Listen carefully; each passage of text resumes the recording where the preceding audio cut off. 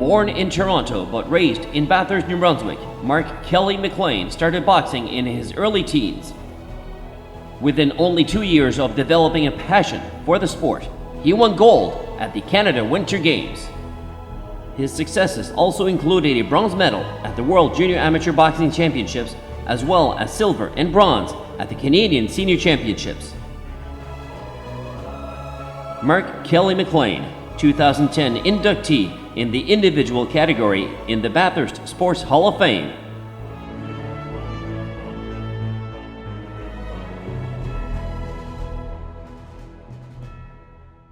You know, it started with my father. My father told me about my uncle Harry McLean, who, as you know, died in a plane crash in 1954 and is inducted in 1988 here in the Hall of Fame as well.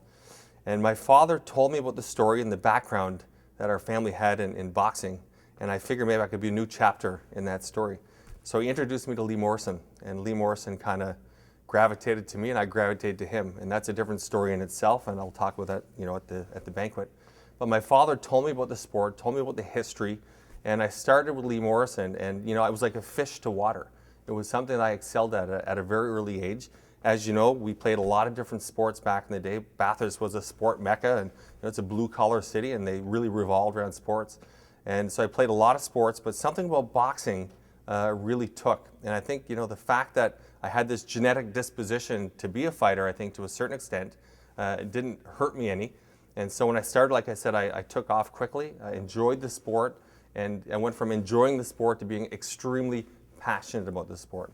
My first impression was that he did have a lot of talent and potential to be to excel on a national level, you know, and he proved that by just taking 2 to 3 years to win the Canada Winter Games.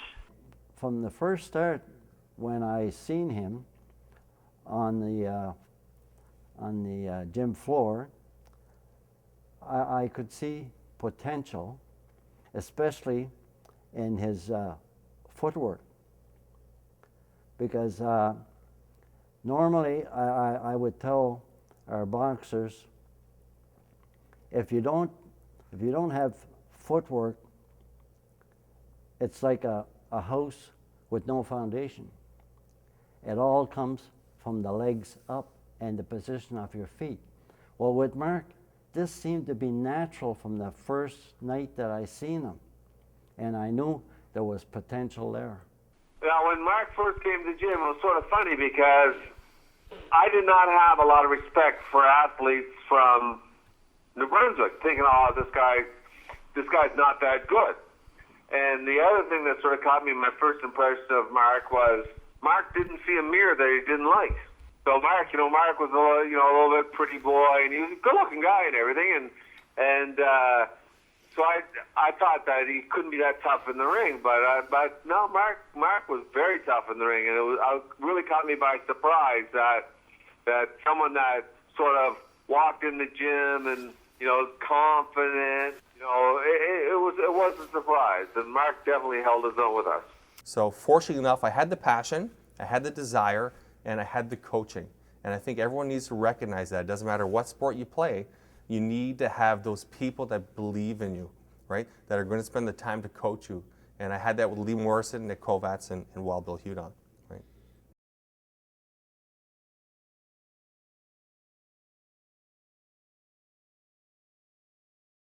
He was very keen on following instructions and trying to get the thing done as accurately as he was instructed to do. That's what I found around him. He wasn't, a brawler or a free liberty person. He kept control and tried to box right by the rules. As he gained bout after bout,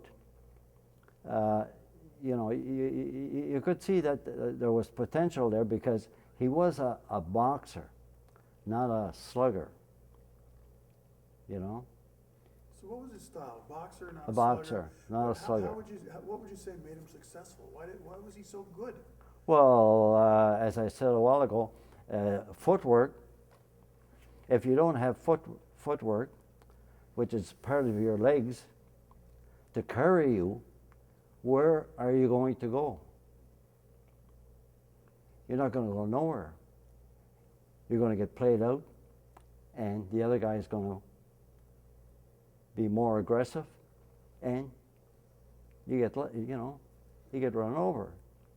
Mark was not a brawler, but he could fight, and Mark wasn't necessarily the flashiest boxer, but he could box. So Mark could pretty well do everything. He was a boxer puncher, but he was prepared to do what it took to win, I think. And that's what made him the better boxer than the average person. So when I think of who I was as a fighter, my style, technique, what made me successful, I'll start with what made me successful.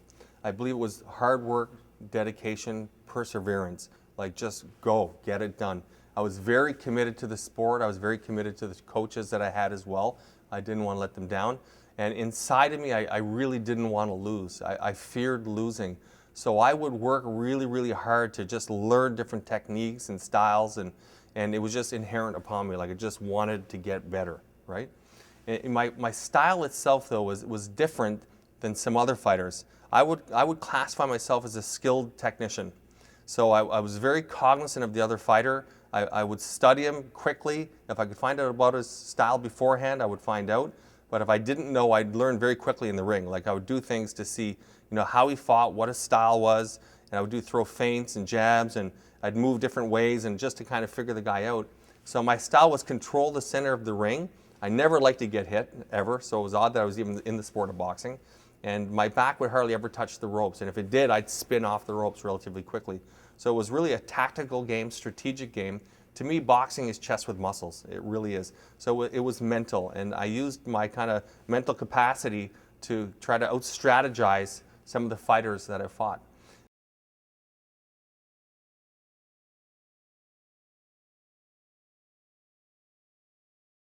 My first big win was February 7th, 1981 at Matthew Martin High School. And it was my first fight, my first amateur boxing match. And we had trained for 6 months before the match. So a lot of training, I was in great shape and just wanted to see how I would fare. And I know my father came in from Ontario at the time. He was living in Cornwall. And he flew in for the match, and my Uncle Howard was there as well. I think my Uncle Byron was there too. And so there was a lot of pressure on me. It was my first match. I wanted to win. And I came out and I stopped the opponent in the second round. And it felt really good, I have to admit, just to win and to win in that manner. And I knew that I had something, that something was going on, because I just felt really good about it. And to win that way was powerful. So it kind of drove me to keep going, right?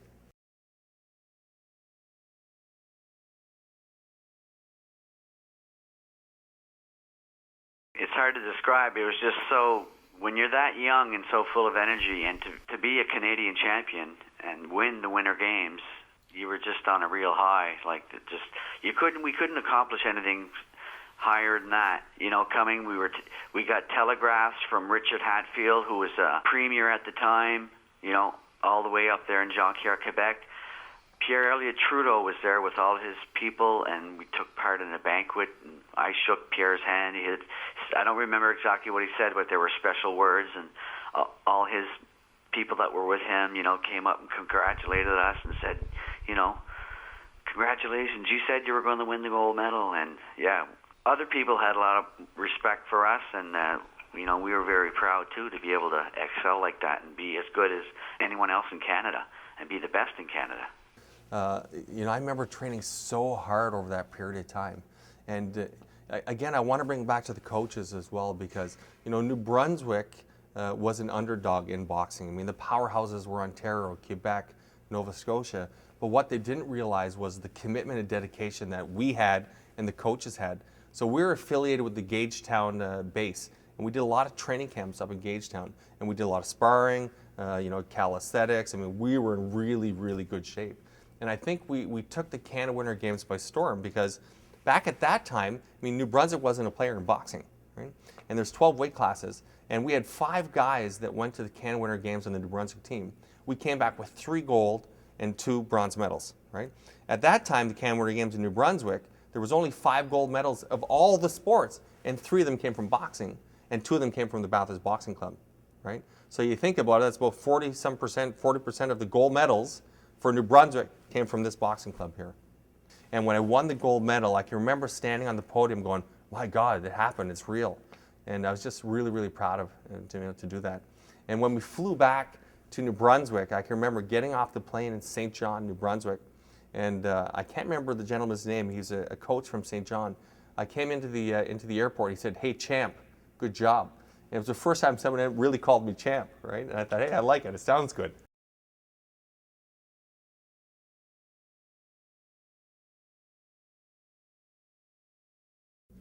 You know, Muhammad Ali, I remember I met him in Halifax in 1989 at Ryan Duffy's restaurant.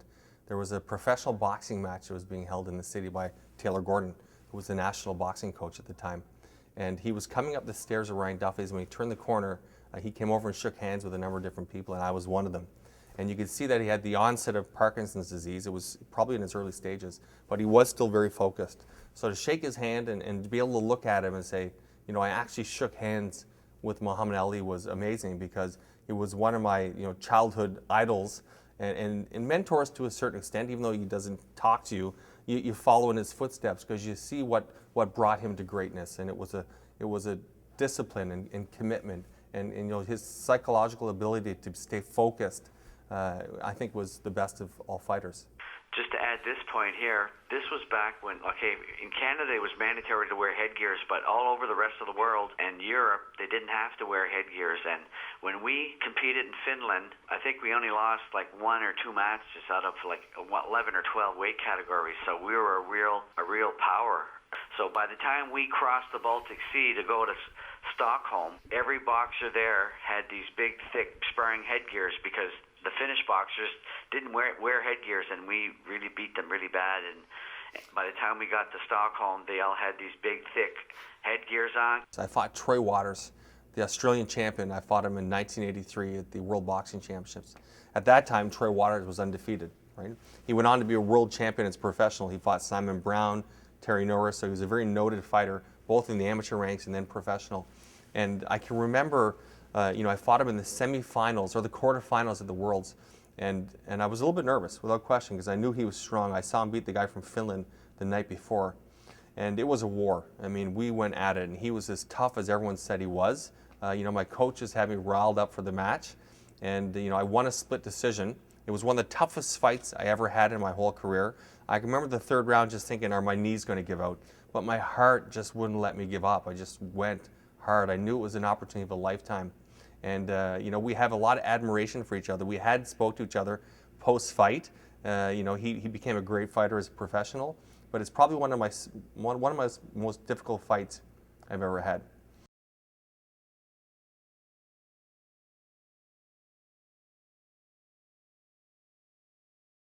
When you heard that Mark was inducted into the Sports Hall of Fame, what were your thoughts? I think it was well deserving. I think that Mark has been an ambassador for sport in general and for his family as well. And I think that he's a credit to all sports, and it's a nice accomplishment to be recognized for that. Well, I received a call from Lee Morrison, who was the one that forwarded my name. Lee and I are really tight. It's kind of like the Mick the Rocky thing. I always say that, but there's truth to it. And so Lee called me and to let me know, and he was crying on the phone. He's emotional, right? And be honest with you, I started the same thing. I had the big lump on my throat, and it was nice to hear. It really was. And how did it make me feel? Humbled to a certain extent, because I'm amongst these great people that are on the wall already. I've been at the Casey Irving Center, and I've seen these people on the wall, people that I've admired, right, growing up, and I can remember them at a young age, and they were younger obviously at the time, but they're now on the wall. And obviously my uncle, as you're aware, is on the wall too, and he's one of my mentors, even though we've never met. So I was really humbled that I was able to attain that, and then I thought about Mackenzie right away, my little girl, and that as she gets older, she'll be able to say, my father is in the Hall of Fame, and there's my dad right there. So that's kind of where I went. But I was really, really excited, humbled at the same time, and happy for people like my mother, who had a lot of sacrifice put into this whole deal as well, right? Well deserved. There's no one else that surpassed him, and to be able to excel at that level, it's well deserved, and he deserves it. To compete on an international scale, even to the World Championships, winning a bronze medal, proved and showed everyone that he was a world-class boxer. There it is right there, right? Hands of stone. Not anymore though. Mark Kelly-McLean, 2010 inductee in the individual category in the Bathurst Sports Hall of Fame.